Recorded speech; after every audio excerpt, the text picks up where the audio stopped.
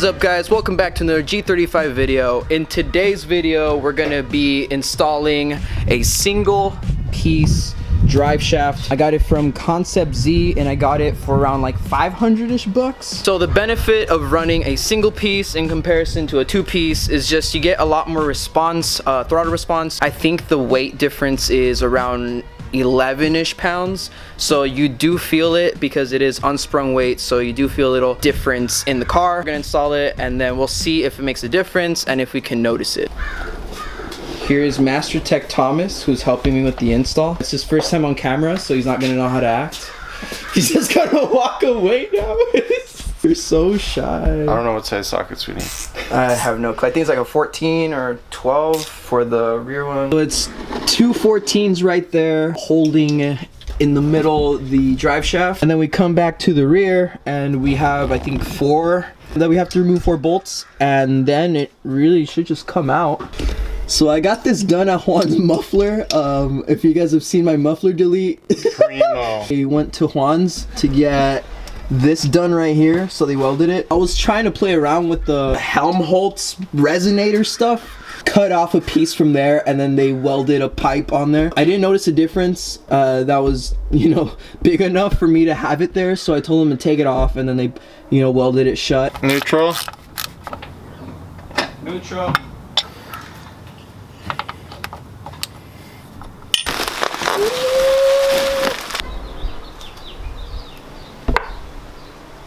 Let me go break out the ones real quick.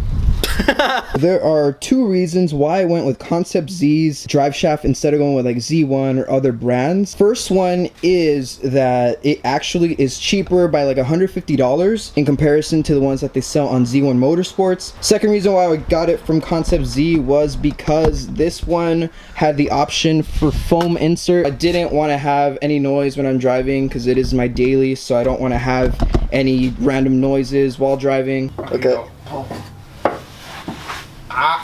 Where? That's the shaft is on my shaft. Okay. There's you have to go lower.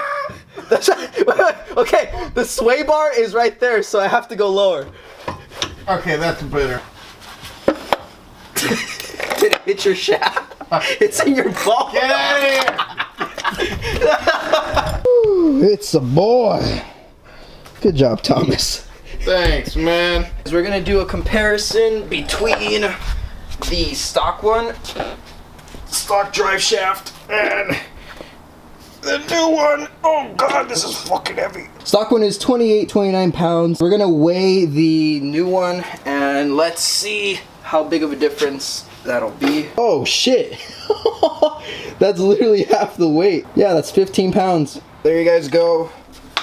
The difference between weight. Now we're gonna go ahead and do the reverse order and install the drive shaft. You guys saw the weight, literally like half the weight, and it is a single piece, so it should feel a lot better. What is it stuck on? The mating surface? These nuts. Jesus Christ. Just want to let you know. I haven't been saying anything about it, but this is just smashing my hand.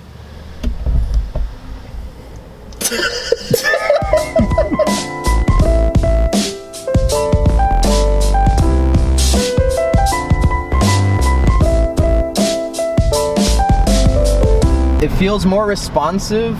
Clutch feels lighter with it, which is something I didn't expect.